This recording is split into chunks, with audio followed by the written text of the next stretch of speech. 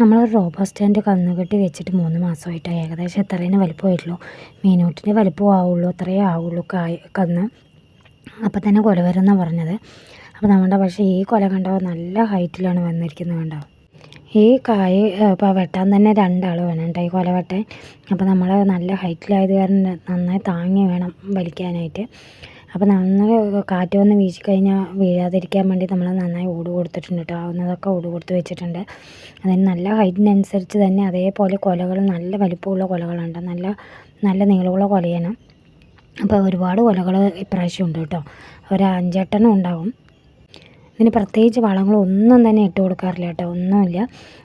പക്ഷെ നല്ല കുല വലിപ്പവും നല്ല കായ് നല്ല വണ്ണമുള്ള കായ്കളാണ് കേട്ടോ എല്ലാത്തിനും. നല്ല മധുരമുള്ള കായാണ് കേട്ടോ. പക്ഷേ നമ്മുടെ ഒരു കുഞ്ഞൻ വാഴ കായ്ച്ച് നിൽക്കേണ്ട കുഞ്ഞതായിട്ട് ഒരു കുല വന്നിട്ടുണ്ട്. അത് വേറെ ഏതോ പഴമെന്നാണ് തോന്നുന്നത്.